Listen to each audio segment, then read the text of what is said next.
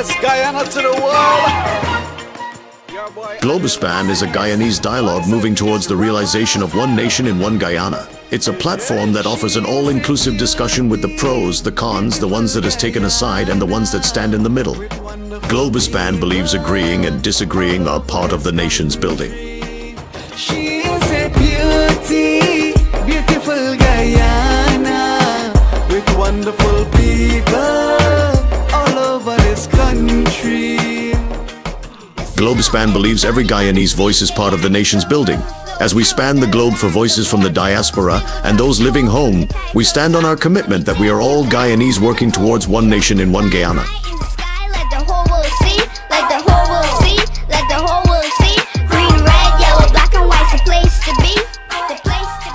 As the world turns on its axis bringing changes, we as Guyanese must adapt to those changes for a better Guyana for all. Globuspan stands on its axis with its belief that one nation, one Guyana, one destiny must include voices from all corners of Guyana. With many flavor, 6 different people blended together. Raise your flag high in unity, we're family with one destiny. Raise your flag high in unity. Good evening to all our listeners in Guyana, the Caribbean, New York, and the rest of the United States and around the world. As most of you know, today is a holiday in the United States. It's Labor Day week, Monday, and we had a huge West Indian parade this morning. So everyone is having a grand time as we speak. Tonight we have as our guest is His Worship the Mayor, former Mayor, Mr. Georgetown. But before we get to him, I want to say a special thanks to Noir Singh for making this program available, and to Ryan Gobin and to Devin Bissoon, our technical directors. I also want to express the view that we can be heard on Facebook and YouTube. And also please note that the views expressed tonight are those of our guests and does not reflect those of the staff and management of Globuspan Television. With that said, I would like all of you to know that Labor Day Monday in New York is a grand celebration in almost every state. But New York normally will have the largest celebration. It's called the West Indian Day Parade, where hundreds of thousands will line the streets to parade, show up the pageants and all sort of stuff. So it's a beautiful day in New York, and it was sunny all day and mild. So that was very good. Now, His Worship, the former Mayor of Georgetown, Mr. Georgetown, welcome to the program, sir. Dr. Rose, a pleasant good evening to you, all the viewers online. A pleasant good evening. It's happy to be here on your program once again. Thank you again for having me on your program. Mr. Narayan, you are no stranger to Globuspan Television. You've been here a few times. But the question I want to ask you, since you left the mayorship, or since your term expired, what have you been doing? I know you're a pundit, but what else have you been doing? Or what contribution you've been making to the political scene in Guyana? Well, Dr. Rose, I have been very active in various communities. I've been to Kuru. A couple weeks ago, I distributed bags, backpacks for kids. Then I've been in Timeri. Then coming back to Georgetown, I covered Georgetown, Albaiston, La Penitence, Stockville, Festival City. I covered those areas distributing backpacks. I continue to be writing editorials. I saw Starbuck News and Kaito News. They carried those editorials, Village Voice as well. And it was those editorial and all my activities that I actually does everything published on my page. There is a page controlled by a team, and they in charge to publish those pictures and PR and the editorial and so forth. So we only today, I'm the vice chair as well for IFAD, the Institute for Action Against Discrimination. Today, that committee met and we plan activities moving to straight to December. So we have a calendar from this month actually straight on to December 2024, reaching out to people, listen to the concern. And IFAD is a political organization, and we are trying to identify issues that is affecting communities within our nation. Very good. Very good. Now, you have been in politics a long time. I can't say how long, but a long time. And you have risen to the rank of mayor for APNU, the AFC. Are you still supporting APNU, the AFC? Yes, I'm a member. I'm a financial member of the People's National Congress Reform, and I believe being a part of the People's National Congress Reform is a great part of my life. I love the party. I am loyal to the constitution of the party. I'm not loyal to anyone. I'm loyal to that constitution of the party, and I believe in principle. I believe in accountability, transparency, and I believe that our people um, in our country should really understand the constitution of the People's National Congress Reform. And that's why I am there and still there and will remain there in supporting of the People's National Congress Reform. Let me ask you a question on third parties. You saw Mr. Hughes took over the leadership of the AFC, and he has been doing a fantastic job across the country, traveling from one area to the next. He was in Berbice just, I think, last weekend. Bottom House meetings, hundreds of people attended it. Do you think third parties have a chance of winning an election in Guyana, or just to hold balance of power? No, I believe, Dr. Rose, I make mention on Freddie Kissoon's show recently, which will be aired maybe sometime this week, that yes, I born in the PNC, but that do not stop me to support a next political party based on policies. And we must understand that this political arena and the dynamic has changed because we young people are looking for policies that will able to make us thrive, our children and grandchildren. We are not looking for you to promise us a cash grant and promise us a handout or a hamper. We want long-term benefits from our country. I think, or I believe that we have the resources that can empower the young people, can empower this nation so that we can live a far way better life than what we having at this point of time. And I will say this very openly, like I did on Freddie Kissoon's show. Nigel Hughes, who is a prominent lawyer, is there, and I support him. I look, so far he become the leader of the AFC, and when you look at Nigel Hughes, you can see he's working towards policies, and that is what young people want. We don't want to hear what happened 50 years ago. We need to know about the future. We don't want any labeled what happened 20 years ago. We want to know what will be for us in the future. And Nigel Hughes, a prominent liar, I believe he has the credibility, the integrity, and he know exactly what he is doing to as a leader of the AFC. And that do not stop me being a PNC, do not stop me to support policies of another political party. I'm not saying I will join the AFC or will support Nigel Hughes. No, I'm not saying that. But we have to look on policy, and we have to look to leaders who will take us out of poverty, and not to promise handout and all this fancy thing.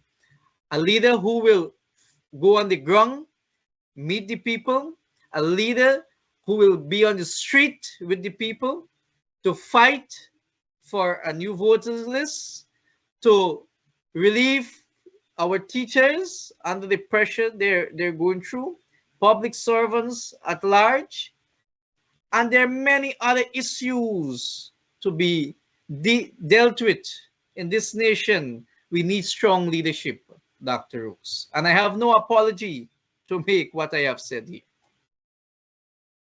Well said. Now, my next question to you. Have you ever any discussion with Nigel Hughes since he assumed the leadership of the AFC? No, not at all. I'm a guy, many people may not know me. I don't front myself. I believe that whatever I am doing, I am humble, I'm simple, and that is okay for me. If my party sees I'm fit for position and they place me, I will execute on that note. If nobody never reach out to me and I never reach out to nobody, I am just humble serving the people. I listen to people every day. I try to solve them problem. I sit in my office here and every day people come here to meet me. Still, how I can help? I'm not in a political chair or elected chair where I have staff or I can have authority to help, but I still try. I reach out to the officers, I reach out to others to see how we can help them sometime. And that is what I enjoy doing. I don't have to be in a political seat to help people, Dr. Rose. I'm out of office and I'm still doing it. So I love doing that. I am doing that for the almost as a pandit, serving my Hindu community for almost 20 years. And I expand now where I've been a politician and trying to deal with national issues at a different level. So I'm happy, I'm humble at this level. Yeah, I can see you're much more relaxed now, no stress as mayor. Now, I'll come to municipal politics later on. But Nigel, you just said that he's not in a rush to join APNU in a coalition. My next question to you is just a prediction and one from you. Do you think the AFC should join APNU in a coalition for the next election? I believe in coalition politics, Dr. Rose. Coalition politics, if you really, I am in international relations, I did politics and so on. And I believe coalition politics will able to balance any government. It's not what we're seeing here, autocratic government who is not democratic, who is, do as they feel like. I don't believe in those kind of leadership. And I don't know if you can hear me, Dr. Rose. I freeze just now. I'm hearing you loud and clear. Okay, so I believe that coalition government is a way to go in our country, and I believe the international community or body will want to see a coalition government. Having a one-party show, I don't believe in that system, and it will work well. But having a coalition, it will work well for the entire nation. Now, Mr. Norton has said that if the party could find a consensus candidate, he will go with that person to be the presidential candidate. But he did also remark that any presidential candidate got to come from the PNC of itself, which is the largest of the party. Do you support that? Well, that is something, Dr. Rose, I believe whenever there is a coalition, the leaders, they have to sit and have discussion and round table discussion to come to a conclusion in supporting of a leadership. But I believe a political party, I'm from the People's National Congress, we should not have a large demand. We should look for a winnable candidate, a candidate that people like me will vote for, the indigenous. You know, these are, and quality of leadership. We just can't pick up anybody and just place them for presidential candidate. There should be, yes, consensus. There should be round table discussion. And that is for the leaders at the coalition level to discuss. And whatever the outcome may be, then I can able to pronounce on that. I was in Guyana for a while, and what I'm hearing on the ground is this: that the APNU under Norton will not be able to defeat the PEP. They need a new leader. Norton can remain the leader of the party, but they need a presidential candidate. Because they said Norton has not been able to respond to the critics of the PEP or offer any alternative policies to the PEP. Now, you have heard similar things. What would you advise Mr. Norton if you were to advise him? Well, you know, I am just someone, I am not a part of the central executive and so on. Mr. Norton has his team to advise him. And I believe his team is maybe capable and competent to advise him on a way forward. I will not say I want to advise Mr. Norton. I am not in that capacity to advise Mr. Norton. I have my view, and which I laid out earlier. Mr. Norton, I believe, had he has advisors, and he have his team. He seek consultation from or advice from to make his pronouncement and make his view and vision to the public. But this is separately from Mr. Norton. I believe we need a strong opposition, and opposition that can hold government at the feet of accountability. There's too much going on in this country. There's a lot going on in this country: mismanagement of public funds, taxpayers' money, contracts awarding to overseas-based company which do not have proper track record.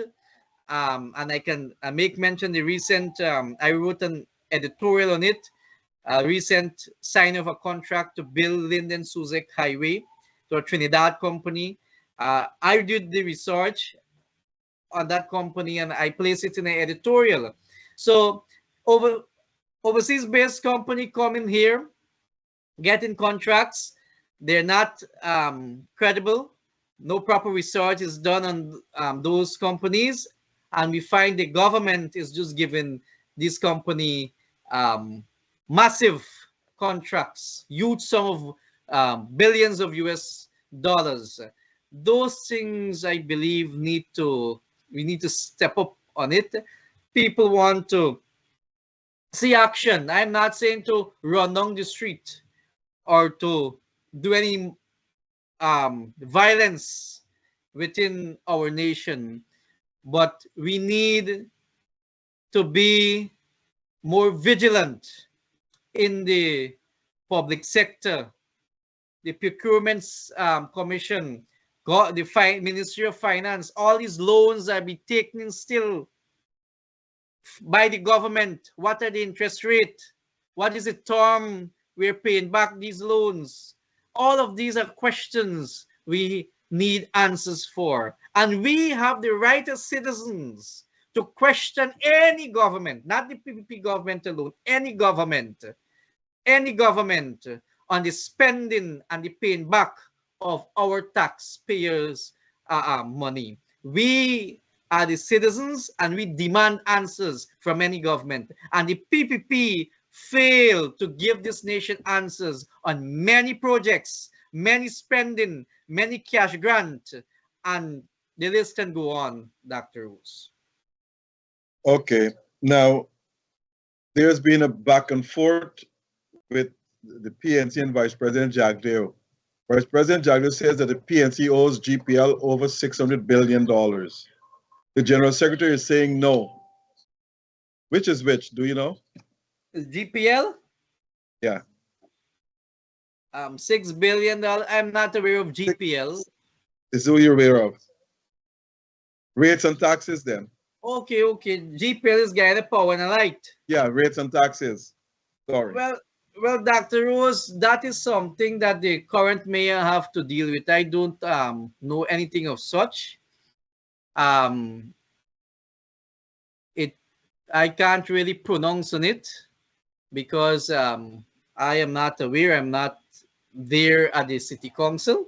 I'm neither there on the executive of the People's National Congress Reform.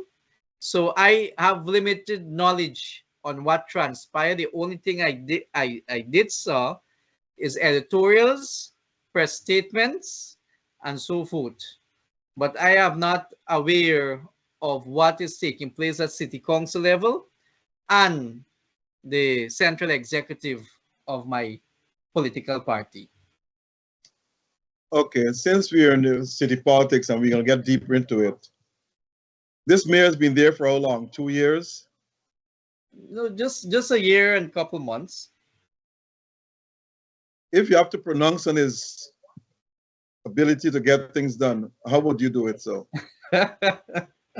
Man, Dr. Rose, you're putting me on a spot here, which I sometimes wish not to make reference or any comment on. I believe Mr. Mentor, Alfred Mentor, have been my deputy for 5 years. Right, I know that. There. Yes. 5 terms. You know, Georgetown is 1 year a term. Right. 5 term I serve. Mr. Alfred Mentor have been there. And myself and Mr. Mentor, very close as mayor and deputy mayor. I shared everything with the deputy mayor. I never kept anything secretly. If I have to go to a meeting, I send my personal assistant or my secretary. I ensure that he know the day before.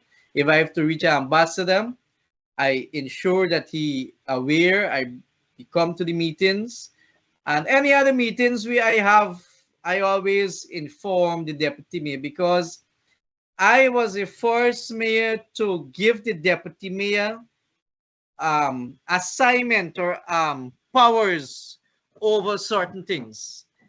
I was never in charge of finance. There was a chairman of finance, the late Oscar Clark.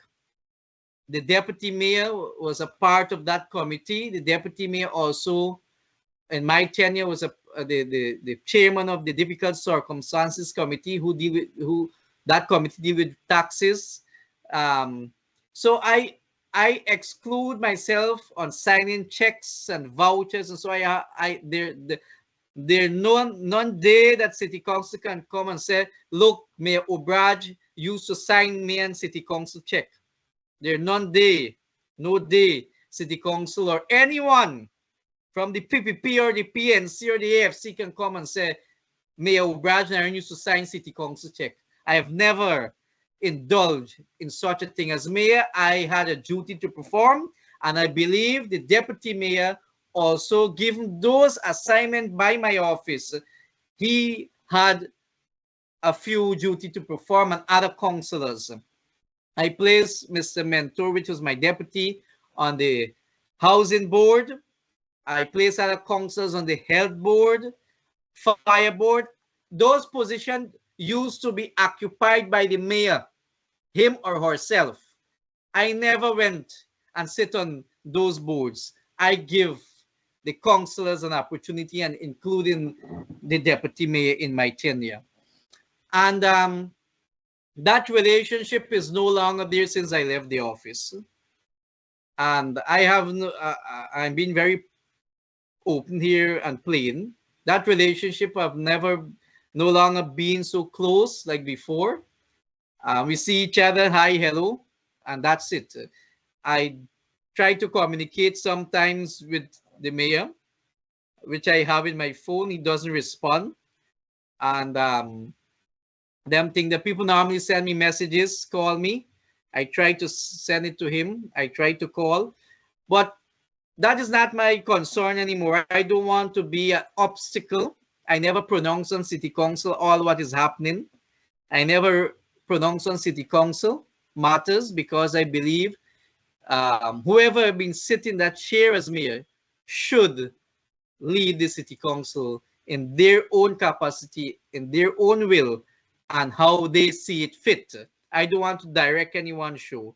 I don't want to involve. If you call me for advice or call me for a little suggestion, I may offer, but I don't want to be a part.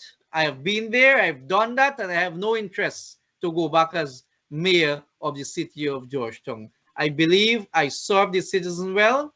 I tried my best to be a mayor for the people, for the vendors, the businesses, and the residents of the city of Georgetown. And I am grateful for that 5 term. Well said. Can you, I am not sure you're aware of this, but can you give us an update?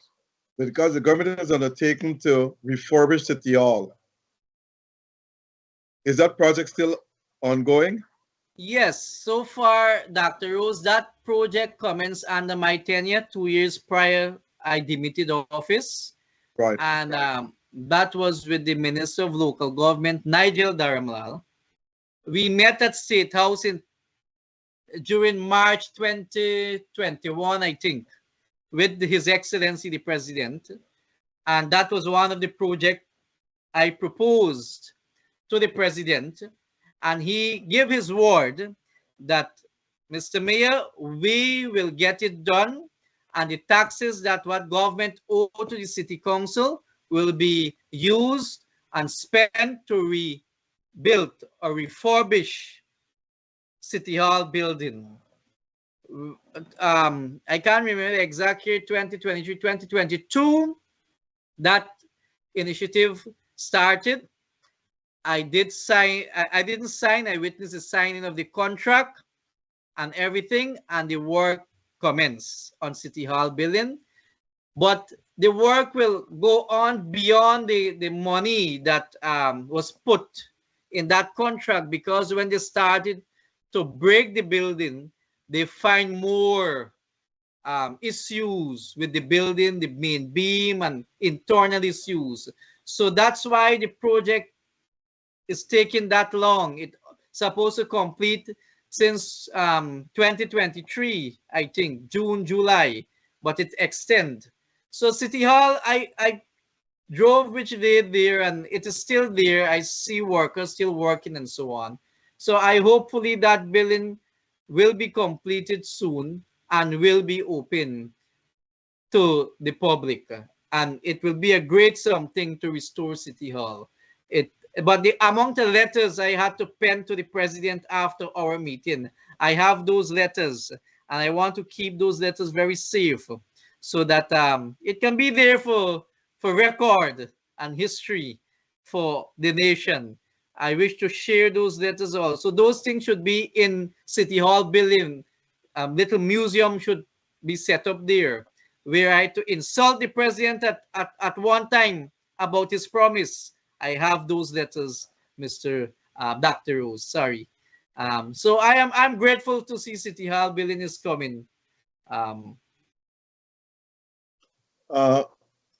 His Worship, I want to ask you this question.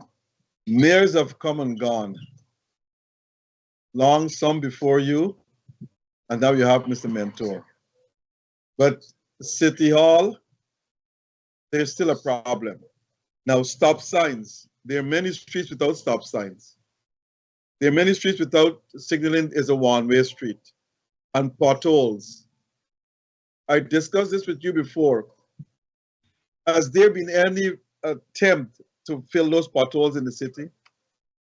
Dr. Rose, there are few potholes filled that I am aware of. Sign has been erected, but you have to understand where the city lies. Only today I was in a meeting, and rightfully you spoke about taxes. City Hall can pass whatever motion they want to pass. And that's why I did not pronounce on it, because I do not find it necessary to pass a motion for institutional rate of 25%. When I took office, that rate was existence by the then Mayor Chase Green. The then Mayor Chase Green had passed that institutional rate 25%. However, we can pass an institutional rate, industrial rate I lobby for, because there are many industrial business in the city. I haven't seen and did anything with that. But when you come to the valuation office, that is where the powerhouse lie. The Valuation Act doesn't have anything to deal with institutional rate or industrial rate. It only has to deal with residential and commercial. So is the purpose the building is using for, either residential or commercial. So the Valuation Act has to be amended if you want institutional rate or an industrial rate. Coming to the potholes, City Hall will always lack of funding. Now, people complain on rates and taxes, and I hear the VP on rates and taxes, but the VP should make mention on all those businesses, huge businesses, which I want to call name, right? Or city council, which never paid the city council, which one man who have a mall in the city never paid a dime to the city council. You cannot prove. You see how PPP put their receipt on the Facebook, they pay city council. That man doesn't have a receipt for his mall paying city council. He cannot prove it to the public. And others is follow him at this point of time.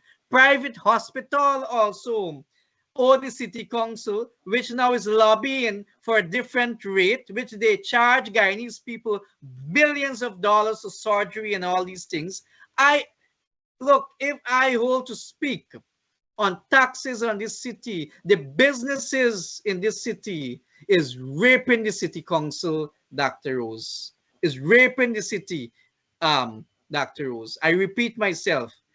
They need to set precedents. They need a new valuation in the city. This last valuation had done since 1996. 20-something years ago, that was done.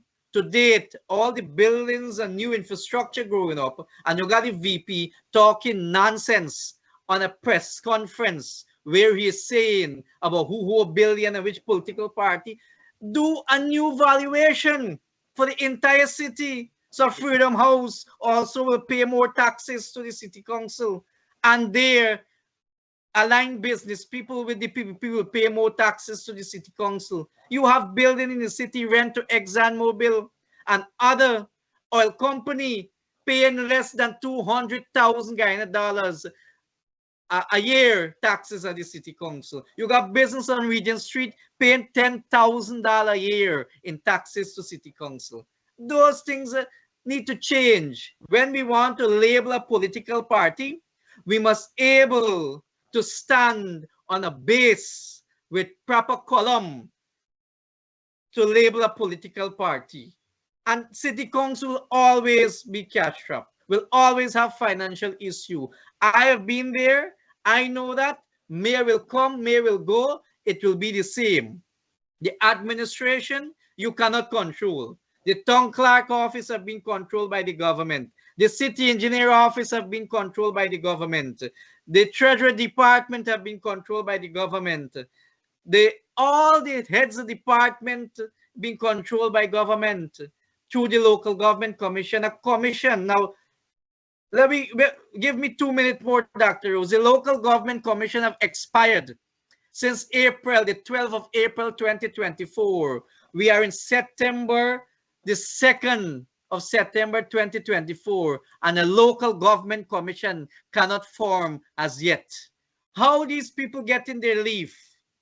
Who approving their leave? who approving employment, who is dealing with dismissal or discipline. I haven't seen any of the. I haven't seen anyone come out and talk these things.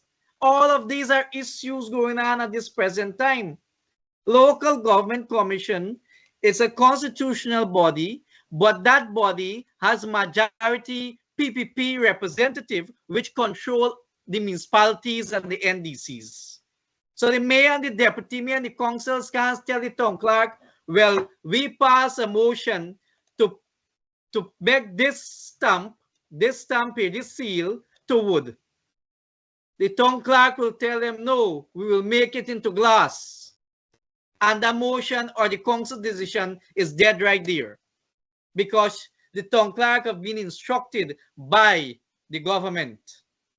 So when we want to talk about democracy, we want to speak on all these tax issues, we want to speak on mayor and deputy mayor and councillors, we got an issue to solve at the top level, the parliament.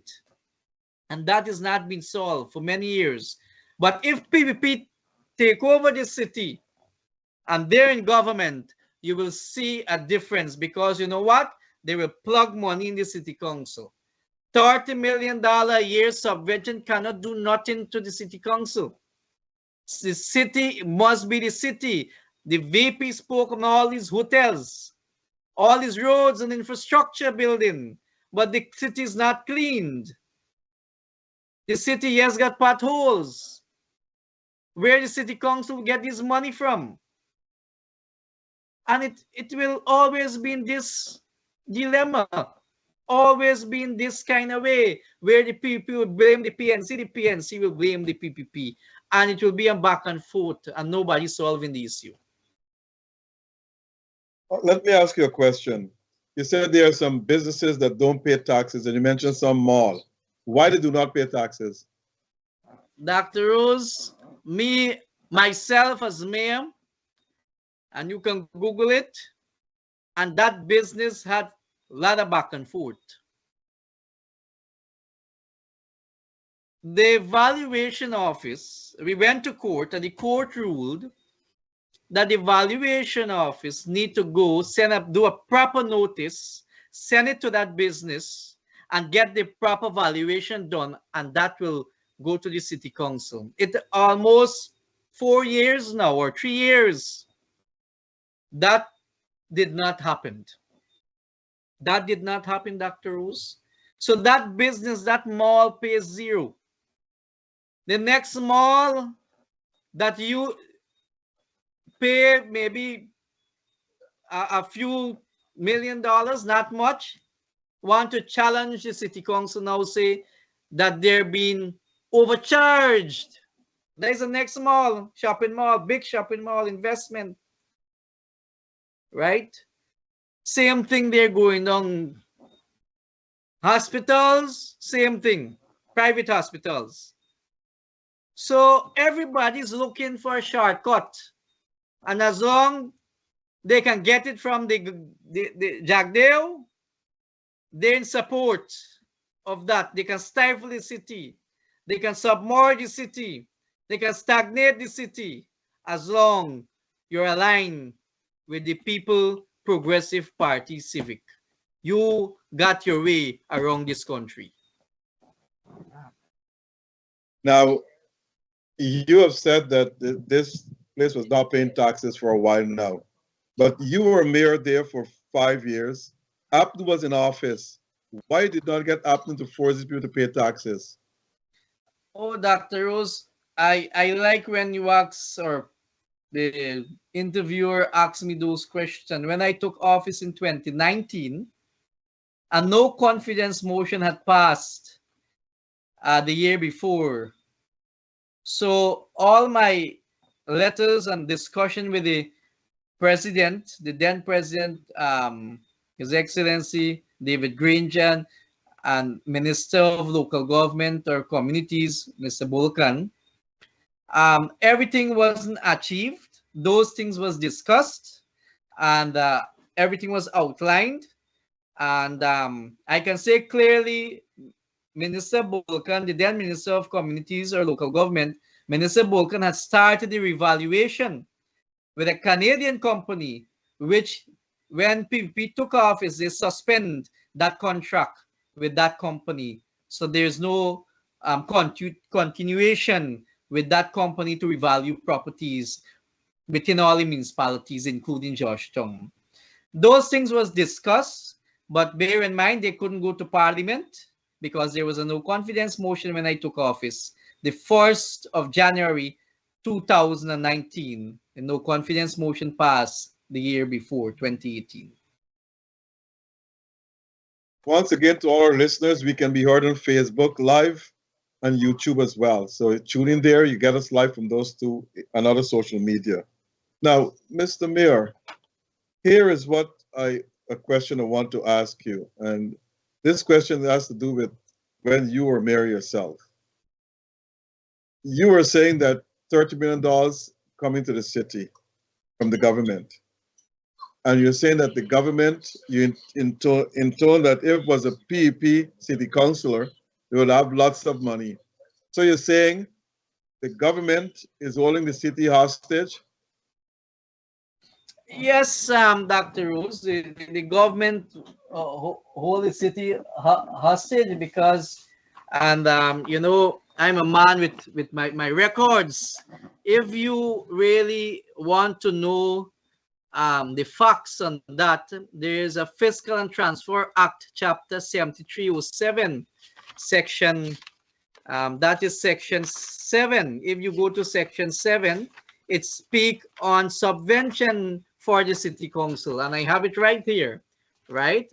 The capital city of Georgetown will be treated similarly in terms, set out, condition, required fulfillment by each local authority, but differently and separately in terms of actual financial allocation as follow. Will receive 50% of the allocation automatically based on the available sum allocated by Parliament. Georgetown City Council formula of balance of its allocation will be based on a defined set of criteria follow. Target 60% minimum rate collection of revenue. Stipulate allocation 30% of population size and 10% for geographic location. It is here.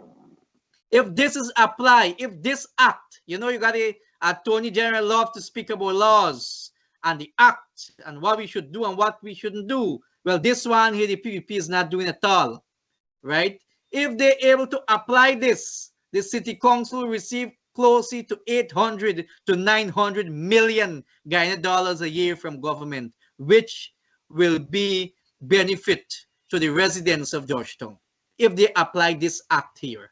This act have been neglected by the PVP government. I can clearly say in my tenure for that year, 2019, I have received closely to 600 million Guyana dollars from the Ministry of Communities then. And that money have been spent buying about 3 garbage trucks and other machinery for the city council. And that is what we're working on to now at the city council. Now, the PNC is in control of the 3 largest cities in the country, Georgetown, followed by Linden and New Amsterdam. Why would the PEP try to stifle those municipalities when the government is pushing development? Well, you know, Dr. Rose and viewers, democracy for the PVP is defined differently. But if your opposition governing the city, and the government would not want to see the opposition prosper, opposition city council prosper and doing well, so they will try to control, to manage the city council or those municipality through other entity like the local government commission. The ministry will step in and say, look, we will do this road. City council is not doing it, right? Now we have to do it. And, you know, they will play this kind of game. They will play this political game So the people mind, because of the mindset of our people, right? They will think, look, the city council not do nothing. The government have to do it. But they're not taking the time to read and to educate themselves about the laws of this country, why the city council don't have the funding to do it, and why this government is saying, like, you know, you got a minister by the name of Deodat Indar and Bishop Ejil. I can call their names because they are on record saying it. Look, the city council had to do this, and we have to step in, and we have to do it, and all these things. No. I want to encourage my Guyanese people out there. Educate yourself about the laws of your country. Know your rights. Know why this government is doing certain things to opposition, municipalities, and NDCs.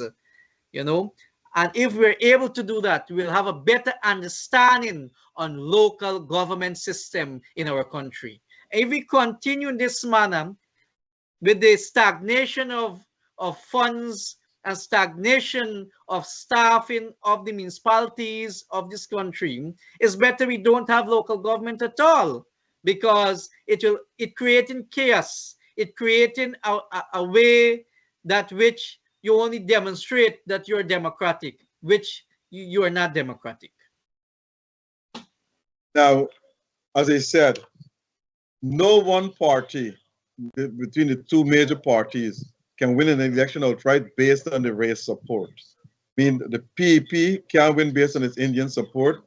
The PNC can't win on its Afro-Guyanese support. They will need crossover votes. So why would the PEP stifle these cities when they need crossover votes, when they know these cities are having more of Black voters? Does it make sense to you? Dr. Rose, the political arena, the way, look, I will go further to say, I saw a press conference today, Jagdeo make mention that Kaichor News is an opposition news. I never knew that our news in this country supposed to take a side, right? I saw that today on a press conference, I believe last week press conference, where we have on a black shirt saying that Kaichor News is opposition. I didn't know that we have news should take government side alone and don't have government should not have critics. Nonsense. Any democratic nation, a government must able to have criticism, constructive criticism, good and bad criticism. What, Jack, do you think this is Putin? This is Russia? This is not Russia, Mr. VP. So the reason why I make mention that is that they peddled, use state media and peddle propaganda. So you get, not everybody, doctors, we must come to reality. Not everybody can be like me, like you, right? They're not that, I'm not saying they're not educated, but they're not educated with the laws or the system that is operating within our nation. So they're lacking of that. So when now the government go and the minister go and tell the people in constituency 1, well, we could do Albert Tong Road, or we could do the 4th Street and 2nd Street. The city council is not doing nothing. The people so overjoyed because that road needed to be done for a very long time. The drains need to be cleaned. The bridge need to make for a very long time. They're overjoyed. They're overwhelmed. They will applaud the government, but they would never give the city council those money because the mayor and councillors will execute those work. The mayor will cut the ribbon. The deputy mayor will be there. The councillors will be there for that area, and they will get the credit. But the government doesn't want that. When time to cut the ribbon at the bridge or the road or the drain, they will cut it and get the PR or the public relations out there. So the minister have done it and the city council failed to do it. You call it, I believe, misinformation in a democratic nation. Mr. Mayor, you well said again. Now, I never asked you this question before, but do you think the oil contract should be renegotiated? Oh yes, I believe that, Mr. Dr. Rose. Coming to the oil sector, only Recently, I had to put it on Jewel Bagwandin. Frederick Kisoon make mention of certain things about Joel Bagwandin, saying that he has evidence or some kind of thing that Exxon is supporting Nigel Hughes for president. That is, I don't believe that. And the oil company in this country. Let me come to the topic, the question you ask.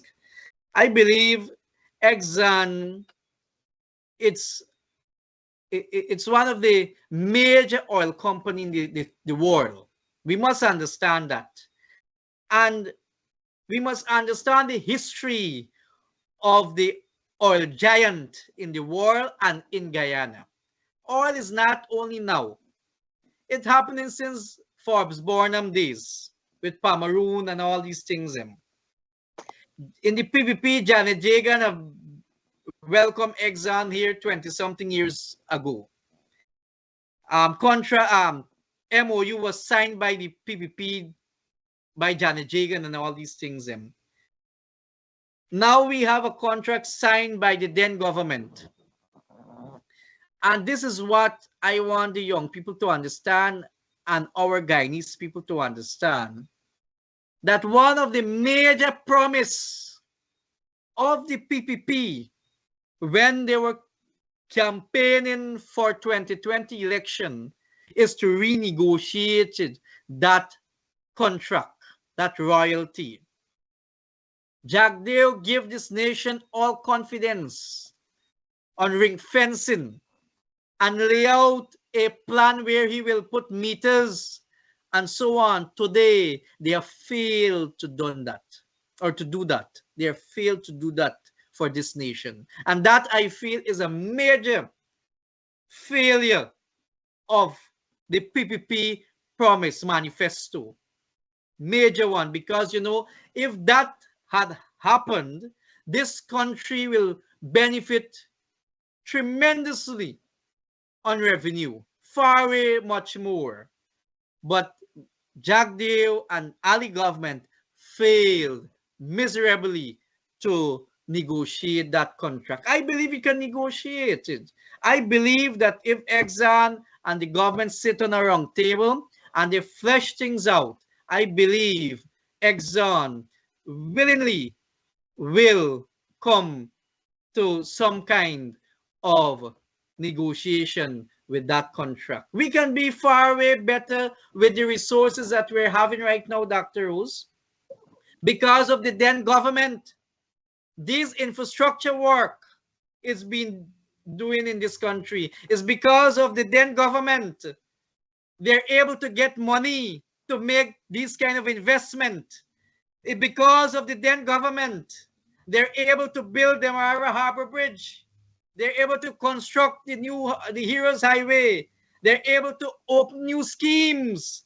Because of the then government, they're able to bring gas to shore to Wales. So the Jack Deal, the VP must understand that people is not stupid. It's the same contract money they're using to do all these projects because of the then government.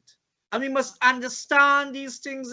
If you are saying you can do much greater and much more, why not negotiate that contract and take the credit for all these projects and the revenue of the oil that we are getting? But because of the then government, again, I will mention it, because of the then government, the APNU AFC government, we are benefiting today from that oil resources. We are able to do many things, many infrastructure, and neglected the people out in our country. That is what the PVP is doing. Okay. Now, President Alia said that the new Demerara Harbor Bridge and the new Borbis Bridge, there will be no tolls. Do you think that's something good for the people? I don't know who advised him that. I don't believe in those things, Dr. Rose. If you go to America, I've been to Qatar, I've been to Korea, South Korea, I've been to India, I've been to New York, I've been several places, Africa, all over I've been to when I was mayor. IDB took me on different conference and trips. I want to just make that clear. It's not the city money. However, the these countries I've been to, some is under development and some well development, developed. They charge toll for bridge crossing, and even in Canada, if you drive on certain highway, you have to pay a toll. That is the way revenue come to the country. But I'm not looking at revenue. I'm looking, let me stick to the point, the toll. And I see people applaud the government. It is not economic wise. You know why? The toll should be paid to the bridge. The toll, not much, a little. And that subvention, that what you eliminate from the bridge, should be given to the people. The people should benefit not from a toll, a free toll. Give the people the money. Start them with a business, a long-term business where they can elevate in life. Look at Norway, Dr. Rose. Norway got oil resources, oil revenue, and look at Norway, right? The people are there enjoying their resources, oil revenue. Do the same for people you have the toll. If you are giving that, how it will benefit the people? What $100 will benefit the people who don't have $100 to pay the bridge, right? Or $200. Give the people the money. If you do that to Demerara Bridge and Bobby's Bridge, you have to do that for crossing of the ferry from Parika to Legwan, from Parika to Wakenham, from Parika to Essequibo, Port Kaituma to Bartica. All should be toll free. Don't discriminate in category and region. Pass it if you want to do such a thing. Make it a national policy. And that again is where I believe, Dr. Rose, God forbid it happen, we end up worse than Venezuela in years to come. With these decisions, some of the decisions that this government is making. Now, there's a paper circulating from APNU. I don't know who wrote it, I guess The Economist. But it was sent to me by someone. And here's what it says. APNU, if elected to office, will increase old age pension from $36,000 to $65,000. It will give teachers an increase of 35% and all public servants. Will provide increased public assistance from $19,000 to $40,000. Will make UG free and provide stipend for poor students. And it also will give an annual stipend at Christmas time from the earned money of about $300,000 to $500,000 at Christmas time too.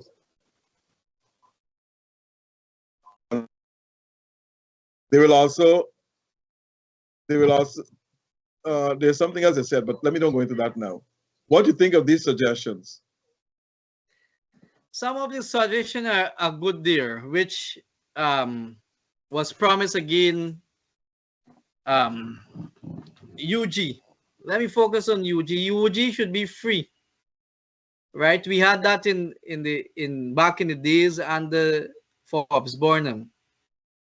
UG should be a priority for any government. The then government failed it. Even this government is failing UG students. And that is my personal view. It's not the view of my political party. That's my personal view. UG should be prioritized. UG should be free. I agree that students who cannot afford to meet UG or financially certain things in UG should be given a stipend, because some courses are full-time. Those students should be given a stipend. Secondly, I don't believe old age pension to increase $65,000. My personal view, not my political party, the old age pension should increase $100,000 Guyana dollars.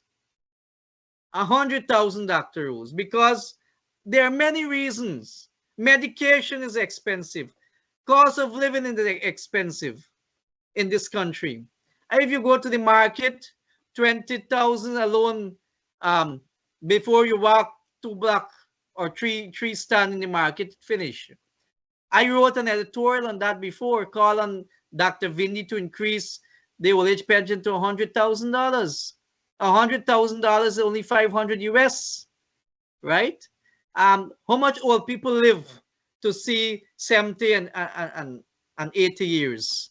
Give them that they enjoy. We must respect our elders. We must respect our elders. They have worked in this country. They have helped us to build this country. It's because of their sweat we are here today. You must give them priority. Teachers, I don't believe teachers alone, Dr. Rose. Doctors, our nurses, our policemen, our soldiers, they need to benefit from a proper salary. The police working less than $150,000 a constable, you know. The teachers, same thing. The soldiers, same thing. They're not treating these public servants properly. So again, that will come with a proper, when you analyze it properly, Dr. Rose. You cannot just make statement, and that is what I'm admiring about Nigel Hughes, where he is making statement when it's proper analyzed. We cannot say, well, we're buying a phone for 20,000 for every citizen. We have to analyze it first. Like something come to mind which day. It may sound, how many people this country got? They say you must get, let me say you got 800,000, less than a million, 800,000 people, but you got over 1 million vehicles in this country, right? And if you put 5 vehicles per a person, you still got a lot of vehicles. It may sound stupid. It's something I just think of, right? So we have to analyze things properly. And unless we do that, we will keep playing politics with people life, man. And I can't stand up to see those things. I can't support certain things. And I will stay away if I can't support it. I'd rather stay at my house. I don't believe in hypocritical decision and to promise people things which you cannot fulfill. I'm not saying my party would not fulfill it. I'm not labeling them, but that's my personal view. Analyzing properly, give us proper information and move forward. You know, I wrote 2 articles about the Heroes Highway and the bridge. That was there. Proper analyzation was done, was composed and put in a book format for us to read.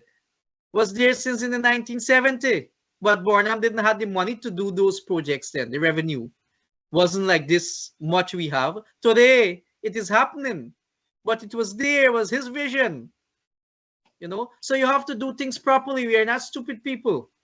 We have to analyze things properly. We can't make statements, come with proper policies, tell our young people, and we will decide. What about increase the public assistance, which is $19,000 a month? That should be increased by $50,000, Dr. Rose. You know, those things. Look, public assistance. I have a relative who have certain things on their skin, and they're not working, but that 19,000 can't mind someone.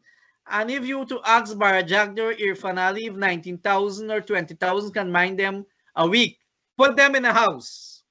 They have many houses they're building. Let Irfan Ali and Jagdev go to one of those houses and give them $19,000. See if they can survive on it. They can't. They custom to the youth salary. They custom to luxury. They can't survive on $19,000. Let us be realistic. Those things should be increased. And what about giving an annual amount to each household in Guyana? Guyana has, I think, 312,000 households at Christmas time. Again, Dr. Rose, I don't believe in handout. I believe to empower people, right? There are many people who cannot afford a meal, and giving them 300,000 or 500,000 or $1 million would not benefit them long term. If you're giving them $1 million, set up a business and give them that $1 million so that they can able to sustain themselves. Analyze it properly. Got a unit or a section in your government to check on these people, to help them grow, right? Help them grow. They can able to build their own home, build a home and give some of them a rent house. Give them a land free, build a house to them. Start them with a little business.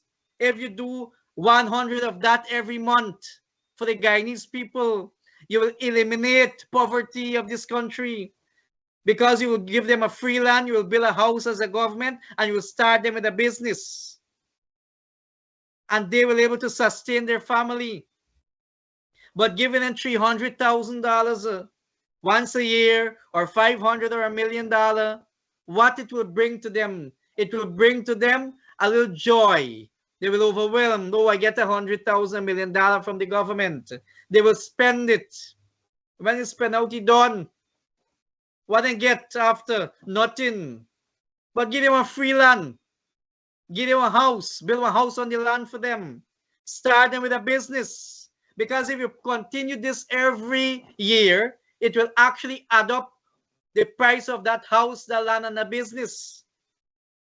And it will be able to shelter them and give them something to grow in life. But I don't believe in handout. I don't believe to give people money, to bribe people. It doesn't work. Empower the people, empower our youths, empower the family, empower the nation, empower the country, our society, our community. Mr. Mayor, I don't know if you know this. The Mayor of London salary is more than the Prime Minister of England or Britain. You make a joke, Doctor. No, that's the truth.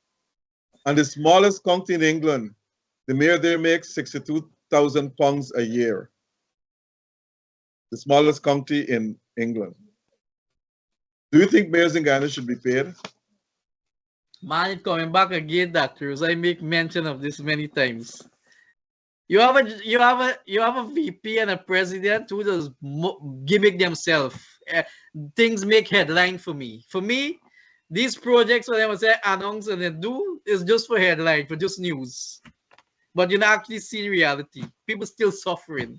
Coming to the question you ask, the mayor of Georgetown get only from government 75,000 Ghana dollars. And the city council pay the mayor 150,000. That is equal to 75 and 150 equal $225,000 a month. Do you think that can pay or work for a mayor with all the kind of work he or she has to do within a municipality? Left out Linden, worse yet. They're not getting that. Bartica, worse yet. Region 6 municipality, Region 2, worse yet. They're not even reaching $100,000. Georgetown mayor get $225,000 a month. 75 from the government and 150 from the city council. Dr. Rose, when you have a VP and a president who speak on development, those are the things they have to work and put in place. If you don't change the system, the corruption will never stop. You have the town clerk getting more money than the mayor.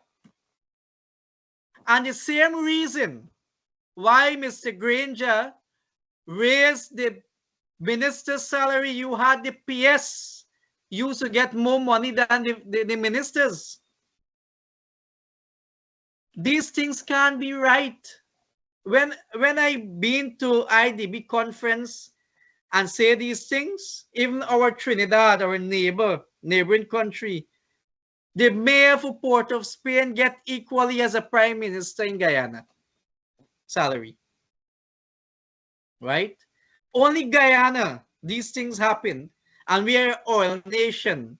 So when Jack Dale and Irfan and the hypocritical ministers them talk about development and a way for better Guyanese life, this is where they need to start from as well. This is where they need, and that is to show you that they have no interest in public service of this country. They don't respect public service servants. The mayor is a local government officer. No, the mayor is supposed to receive a pension as well after demitted office. He's supposed to receive concession. Nothing for these mayors. And I'm not speaking for Georgetown mayor. I'm speaking for all the mayors and within the municipalities of this country. They're treated mayor in this country very disrespectful. Very disrespected by the PP government. And I must say this, I cannot blame the PPP government alone. The then government also should have looked at these things, right? The then government should have looked at these things. But now we're speaking generally where you have a government who is so proud of what is happening in this country with the revenue. They should have looked on these things if they really want to empower people life in this country, if they really want to stamp out corruption.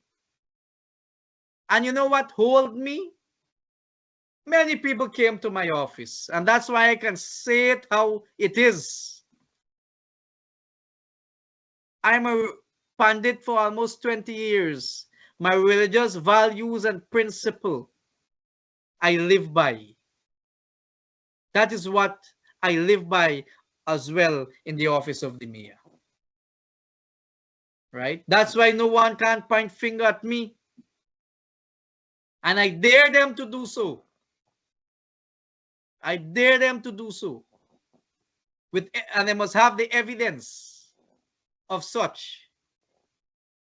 Right? So you can imagine what will happen to these public offices. And we must eliminate these kind of things, Dr. Rose. And we have to start at the level of central government. Mr. Mayor, there's something that I'm puzzled over. Fruits and vegetables are very expensive in Guyana. But when you look at Starbrook Market, Border Market, and all these different stores, fruits and vegetables are in abundance. So why are they so expensive? The cost of living, doctor, if you plant something, you have to spray it. To go and buy that chemical to spray those things, it's gone up. The fertilizer that you have to, maybe a little fertilizer, manure, whatever nutrition you have to give that plant, it gone up.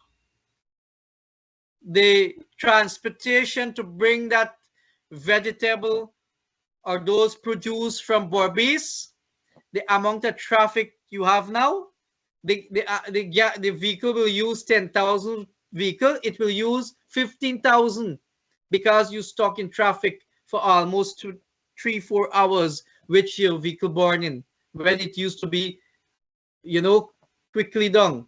They're not in place to these people. So a pound of shallot the other day was $800. A pound of salary was $1,600. I was shocked, but these things happen every day, Dr. Rose.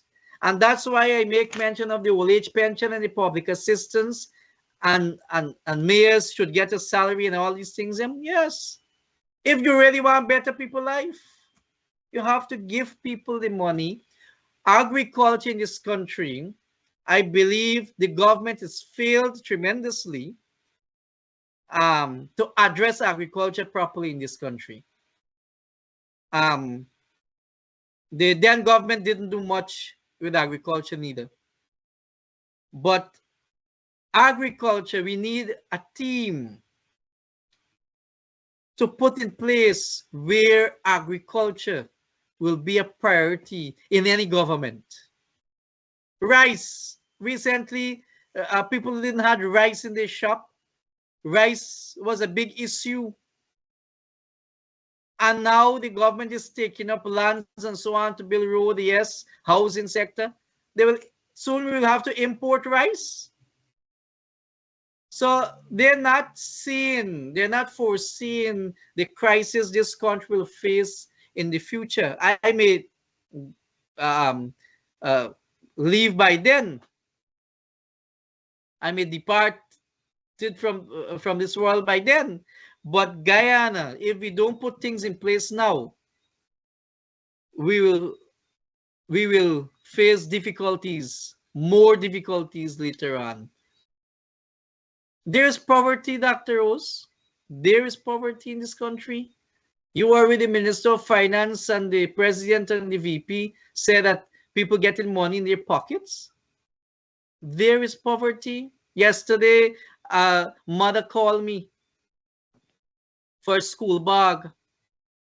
Someone sent me a video at Amazon Mall where you have a child and his mother selling Jello 2 for 100 for go and buy school things to go back to school, right? A child and his mother, they're selling 2 Jello, just Jello, little Jello, 2 for 100. 2 for 100, and they live over the river. And you know what the people them said? That she don't want to go and beg. She rather come with his son to sell something to get the money that he have to go to school. I have the video in my phone. Right? This is what facing this nation. You have these bunch of hypocrites who are saying this nation we're receiving money in their pocket.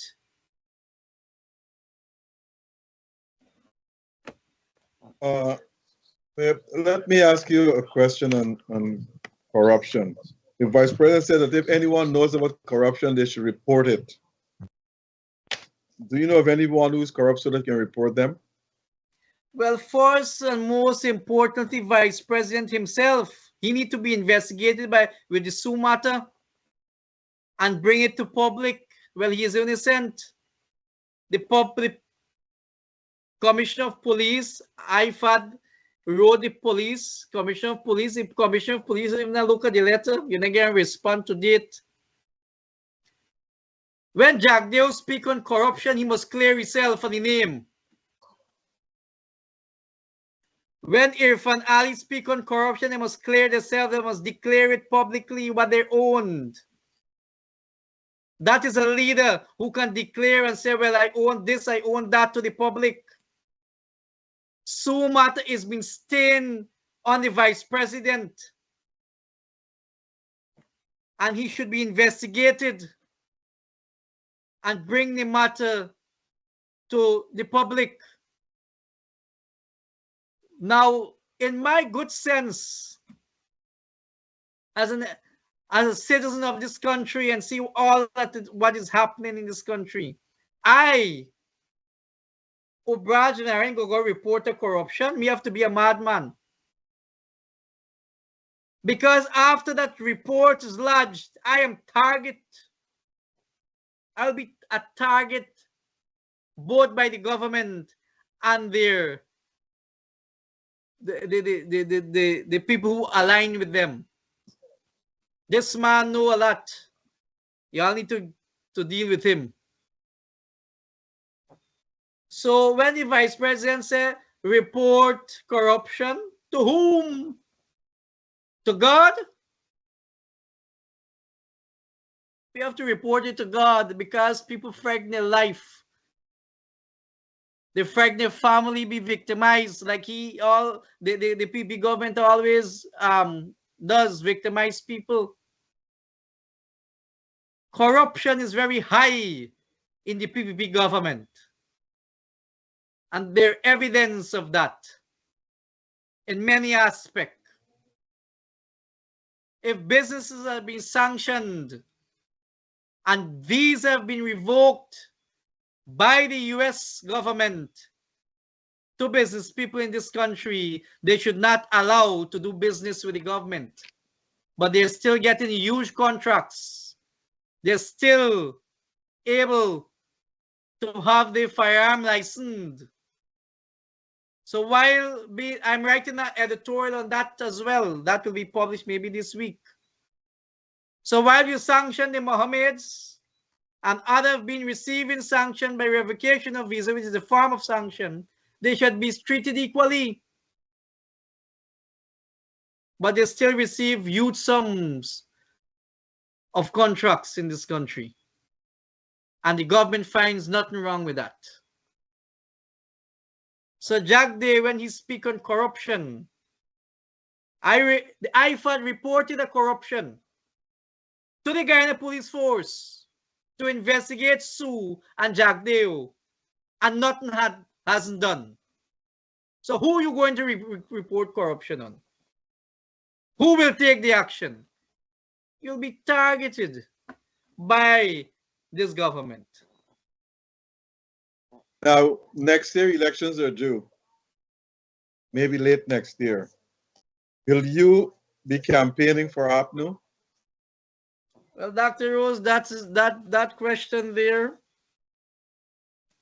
I will say this, and I make mention before. Unless I see who is the presidential candidate, and I know or be a part of my the parties or the coalition, if that happened, I will definitely campaign. I believe that I have a role to play. If you want, I want to see change of government. But beside that role, we must have transparency, accountability, credibility, integrity within a leadership, within a party, within a coalition, so that the Guyanese people can say that they're going out to vote for a change, and they will vote for a government who will listen to them and who will adhere to the laws and the constitution of this country. I don't want to be a hypocrite in the history of my nation or my country. I want to be for the people. I stand by the people. The people must receive the resources of this country. The people must benefit from it. Not me, if I become a minister or whatever. I'm just saying, I must not be the beneficiary of anything. I must be able to serve the people them. I must give them what they deserve. And that is what a minister is placed in a seat for. It's not for the siren vehicle and the money or the salary and the strings that you can pull. You're put there to serve the people who voted for you. And you must do that willingly. You can't ask for favor. And you should not ask for favor. And you should never ask for favor. The people must be the beneficiary of that seat that they voted for you. We have proportional representation. Quickly, do you think there should be constituency voting? I support constitutional reform on the entire electoral process of this country. The People's Representation Act, GCOM, everything dealing with the election, I believe, should be reformed to a modern and a standard with biometric system so that people can vote properly. I believe that according to the CARICOM report, the European report. They make my recommendation for a new voters list and many other recommendations, which I have soft copies of all those reports, which I read. And none of it, GCOM took and placed on their table. None of it. The CARICOM recommend there should be a new voters list. The EU recommend that there should be a proper registration, voting register, a new voting register, register with a list. No, the chairman of GCOM sit down in her office, playing games with the people of this country too. I have tremendous respect for Justice Claret Singh, retired.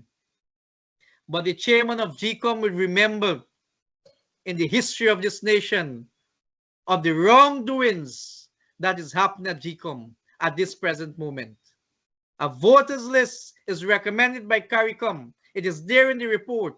EU has said the same thing, and other report. Carter Center also make mention of it. I have all those reports on my computer. The GCOM chairman sit there and had done nothing for the past 5 years. And next election coming, will we have the same chaos? Will we endure the same thing again? Will there be fraud in a different way? Mechanism, if mechanism will be put in place to fraud the election by the government, the PPP government, because of this list that we are complaining about. The chairman of GCOM has the authority and the power invested in her to make a proper decision to safeguard democracy in this nation, and she hasn't done anything. She sit in her office and hasn't done anything. And Justice Claret Singh will go down in history of this nation on those recommendations. Do you think she should, international body recommended? do you think she should resign? I believe that if she cannot do the work, if she cannot handle the work of GCOM, she should resign. She should bow out and let others who can manage GCOM properly. GCOM is mismanaged under the chairmanship of Claret Singh, because all those recommendations that made by the international bodies, the chairman of GCOM did not took one of them and implement it at GCOM. And you're saying that you are putting the CEO, I believe, is saying in one of a way press statement, they're putting train more people properly. We don't want to hear that. I can be trained properly, but the system and the implementation of policies, a new voter register or list needed to be done. If those things aren't done, there's no sense you're training me properly for do what? So the world is seeing what is happening. The APNU, the AFC, and all, most of the gangs want a new register, new voters list, while the PPP doesn't want it. And when they were in opposition, they had wanted it. And Mr. Granger had started it. Claret Singh had started, and then they halted it.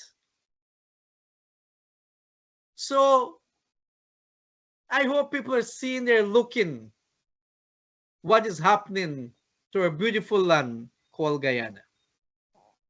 One final question, and you don't have to call names, but do you think the APNU should have a presidential candidate outside of its present group?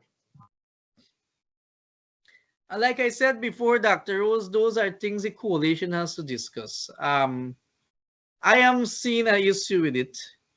You know, if you have someone for the people and who will stand with the people and by the people and stand on policies and integrity and all these things I make mention of, I haven't seen any issue with it.